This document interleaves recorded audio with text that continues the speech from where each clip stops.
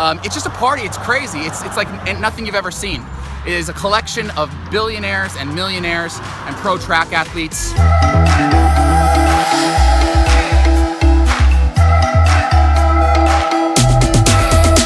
As I'm training for this marathon, every Friday is going to be my long run. Today is only 6 miles, so it's not that long, but we're going to try to work up to a 20-mile long run. That'll probably be run early November, about 5 weeks out from the marathon. But today, it's my first 6-miler back since I took my time off, so this is just gonna be nice and easy. And we're gonna be running Amazon Trail. 3 miles out, 3 miles back, 6 miles on the day. And that'll wrap up a 20-mile week. With Fridays being long run day, I'm gonna have a lot of time to answer questions. And you guys already know that I'm answering questions in the comments below, but I wanna go into some more detail on a few different questions. And I actually got a great one from a really good friend of mine. He's a pro runner, and he's probably the most entertaining person on social media that I follow, Kyle Merber. Hey Nick, what's up? Kyle Merber here. Question, which meet has the best post-race party that you've ever been to? And how can I go about enjoying such things responsibly? Kyle, of course, he's asking about the best parties in track and field. Well, we got 6 miles to talk about this, so I'm gonna count down my 3 favorite track and field parties that I've ever been to.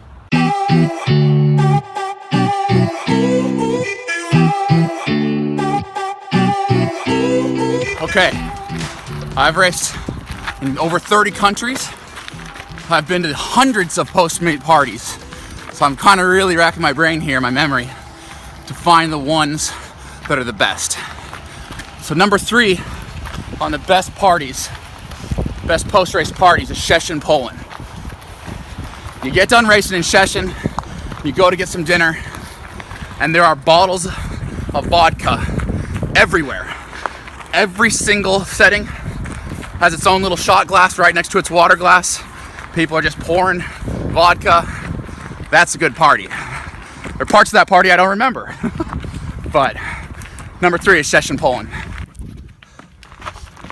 Whew. Okay. That's 3 miles, and we've climbed a few hundred feet. I'm not timing this, no watch. But before we turn back, I want to tell you guys about my second favorite post-race party.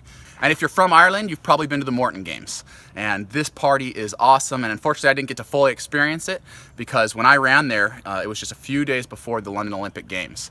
I ran a 400 there from a standing start, and immediately went in to the post-race party. Now this track has a field house positioned at the 200-meter mark, and above the field house is a full bar, and they pour the best pint of Guinness that you will ever have anywhere in the world. So Morton Games gets number 2 on my list of the best post-race track parties.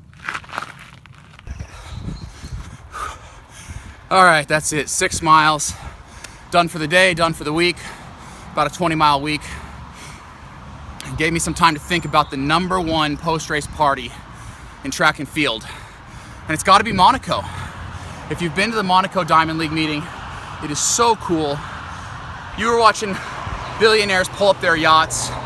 It's a beautiful evening, and afterwards you go to the after party, and the meet director does a great job to make sure there's beer and wine and great food. They always bring in live entertainment.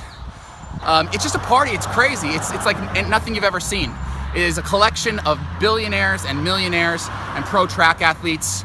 And Kyle, you asked a great question. How does an athlete take advantage or maximize the opportunity of these parties? You know, one, I think the coolest thing about being a pro athlete is that you get to travel the world.